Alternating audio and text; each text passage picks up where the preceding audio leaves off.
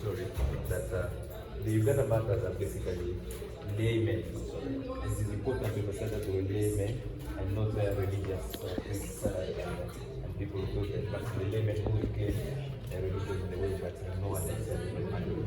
So we want to capture now how this room is basically about Uganda was not the tabula rasa. We want to emphasize that it is not that everything was dark and then missionary came with the light and then everything started the working up. So this room captures really Uganda in the 19th century. Uganda in its full extent of the power dimension, the cultural dimension, the economic dimension. We have this map here. This is the place. This is the map drawn by Apollo Kampwa, and it was taken in very early 20th century in Cambridge. It gives you a sense of spatial organizing in Uganda in the 19th century. Kampwa was on the dawn of the 20th century trying to capture the last moment of spatial organizing, how Mengo, as you can see, Mengo was positioned right at the center and commanding the rest of power through domiciles, agriculture, enterprising, and so this is a very important one. We had to pay over £2,000 thanks to the funding made by the University of Michigan to access this photo made by Uganda but domiciled in the Cambridge Museum. It's a big important moment of reflection about how. So this is Kagwa's reflecting on how he remembers the 19th century Uganda he grew up into. And this will tell you, see, he situates Lubiri, and not much has changed. We have gotten Lubiri here, and then we've gotten the Namasole here, and then we've gotten the cathedral here. The missionaries will eventually graft their entire spatial organizing onto this existing Uganda spatial way of existing, and they say how Christianity will be anchored was that Lubiri will become the place of the cathedral, and they use the very imagery and the symbolism of Namasole to become Mother Mary, and that's how you could see the chapel extended next to the royal court, and that's how things eventually kind of dovetails very well to make sense to the psyche of the would-be converts. That is a real trick behind it. So it's an important story to remember. We have here a very important item here. The council that is loaned to us from the Uganda Museum, and for which we are very thankful, Honorable Minister. This is true partnership now, as you said in your own word, being real. The Uganda Museum do not just come here for photo making. They also came here because they have their very own material. This is believed to be a 19th century council, and through this council we are reading an entire story of Islamic influence in Uganda. Islamic influence has been in Uganda since Kabaka Suna, and we see that through the council we could see Swahili, Zanzibari, merchant and traders making their way through what we call the eastern route, but there is also Katumas, caravanas making their way from the northern route, and Uganda was at the carrefour, at the roundabout of these important two Islamic influences. We see this as a moment to remind ourselves that in the beginning it was not Catholicism and Protestantism. In the beginning there was something else which was also foreign, and it was always grappling with that. At the very tail end here, we should get closer to the wall. We have our first important material that this is the Mayembe, one big Mayembe, again loaned from the Uganda Museum through the University of Cambridge. This is the very first time. This is the very first time we are having the material.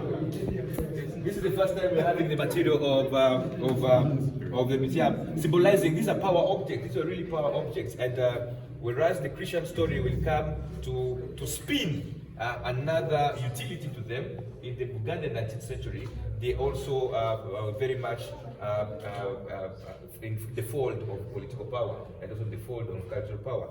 Through them we have gotten all the interdicts, the do's and the don'ts, and they command a lot of religiosity in Uganda. We have to emphasize that these are all materials that are still on the loan, so we do not expect any publicity of the photos without critical acknowledgement. This is the first time we are They can't be publicity. We cannot on the newspaper. Is allowed. But we need to acknowledge the credit. We need to acknowledge the credit of. It is quite it's quite a very old document, but we just need to keep very well that these are objects loaned from the Uganda Museum, and we really need to acknowledge that. Because we're in an exhibition at Uganda Martyrs University, and it's a democratizing exhibition that has brought together pieces from different owners. Right here, Honorable and the viewers, we have an important photograph. This is perhaps one of the surviving photographs that captivates the moment of the royal court. Here we see that one will be known as Danieli Mwanga II. This is King Mwanga. Needless to say, you can see the whole youthfulness in that posture. You can see this is a Kabaka who was grappling with there is Ottoman power that is looming to threaten from the north. There is Zanzibari Omani power that is looming to threat from the east. There is a whole powerful Nyoro from the west, and he's wrestling with all forces.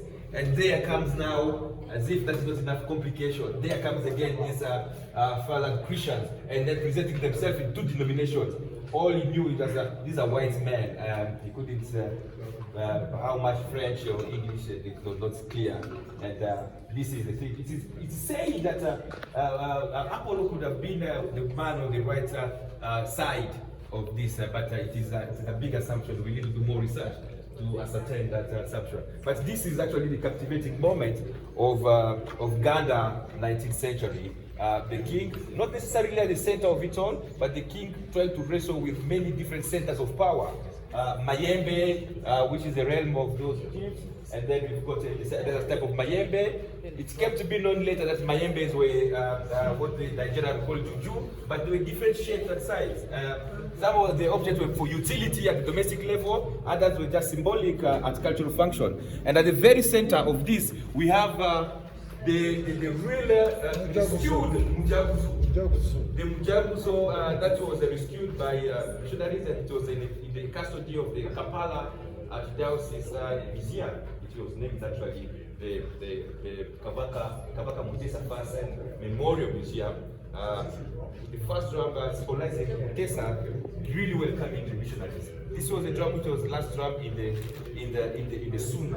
Suna dynasty, and so it is at the heart of the power and how the drum as a seat of power symbolizes the thing. We couldn't get any better place to put it other than the center of the exhibition. So that's the kind of the dynamics into which the missionaries who will come to fold into another complicated terrain will happen. So we're going to proceed in room 2, where we're going to now appreciate. We're going to appreciate that. Please don't get close to the wall. Please let us get to the wall and let us not touch the wall.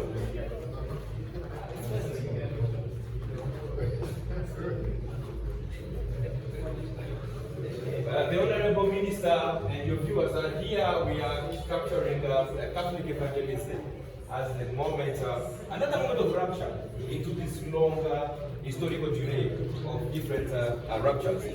The Catholic presence will come in all the way from February 1879, and the material here is basically coming mostly from the missionaries of Africa, who were careful to record under the instruction of their superior, who was extremely meticulous, asking them to diarize every single event, morning hours and afternoon hours.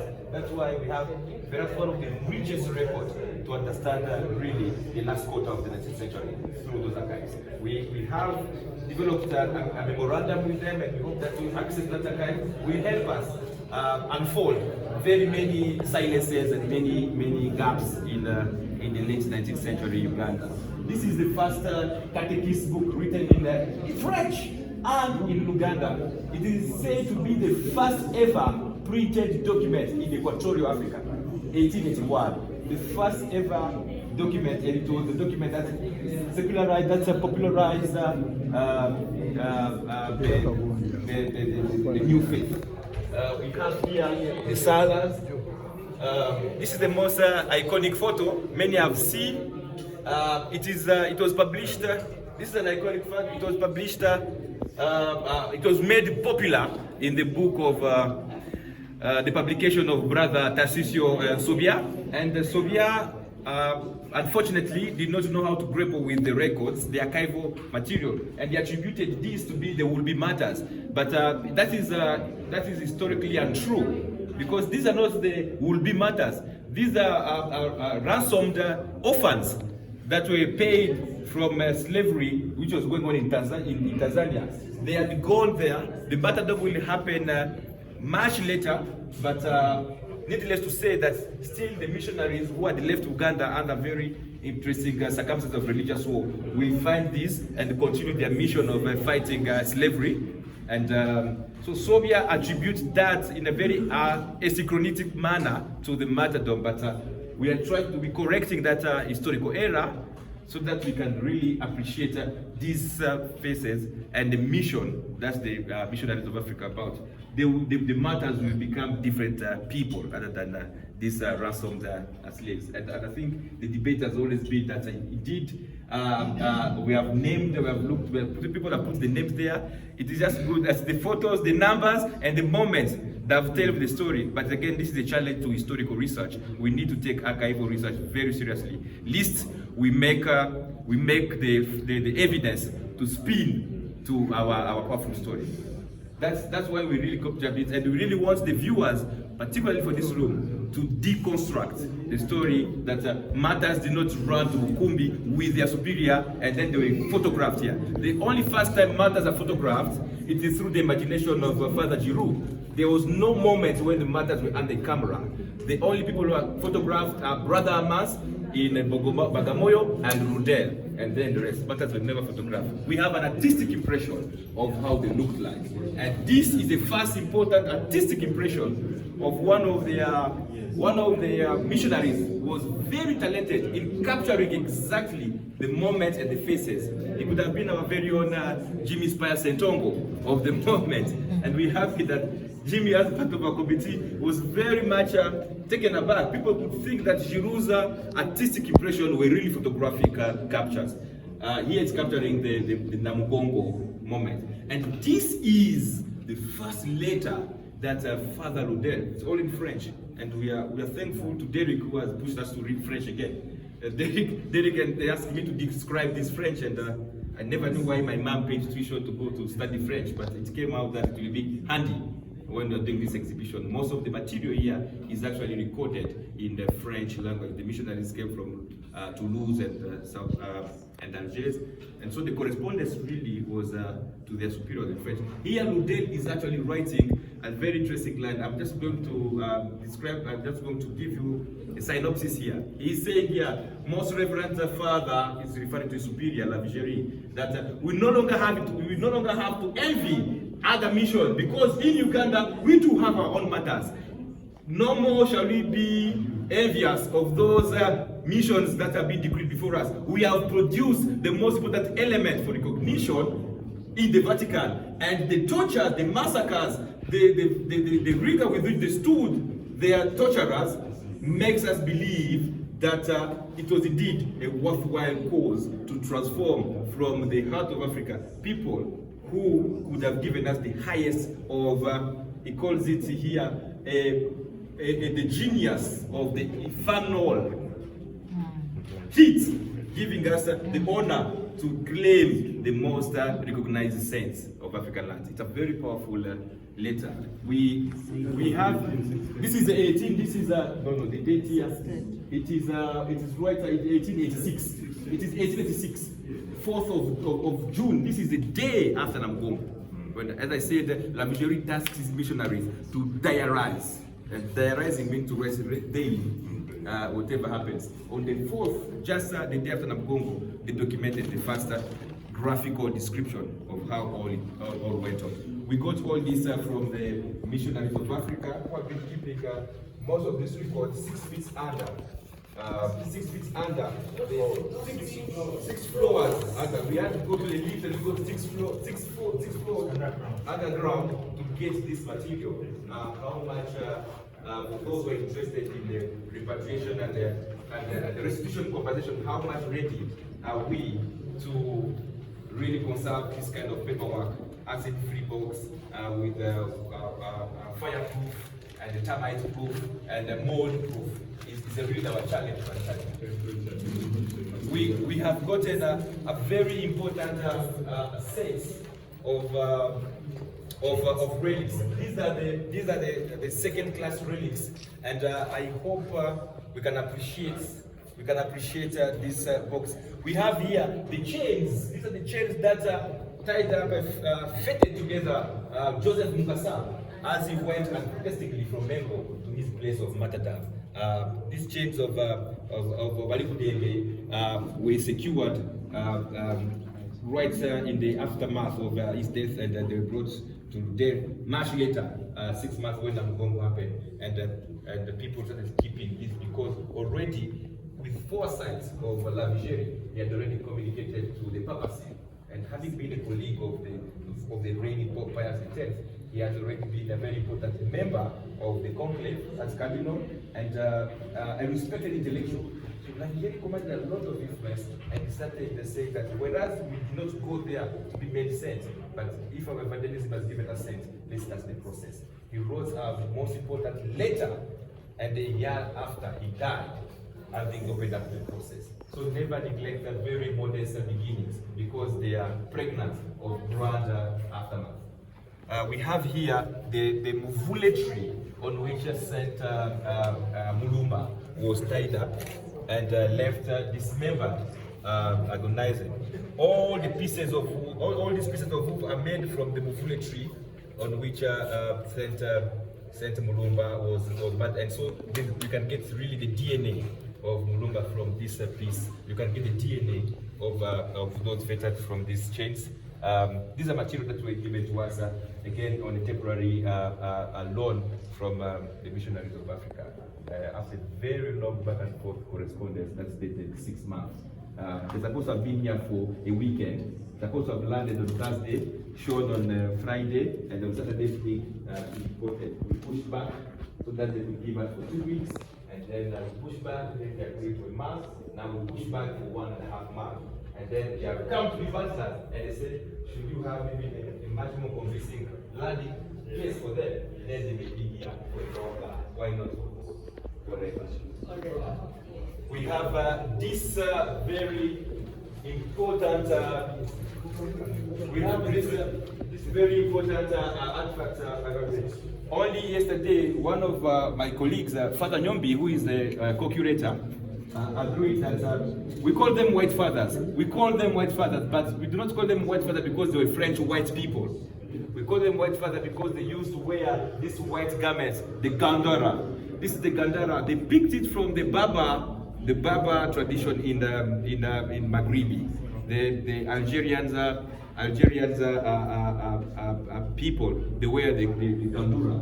And this was eventually ended up becoming their clothes. It was very much white. The sand of the Sahel has darkened it, but it used to be a very white cloth. And then they would walk, and then people say, those people in the white robe. And that's how the white father name came.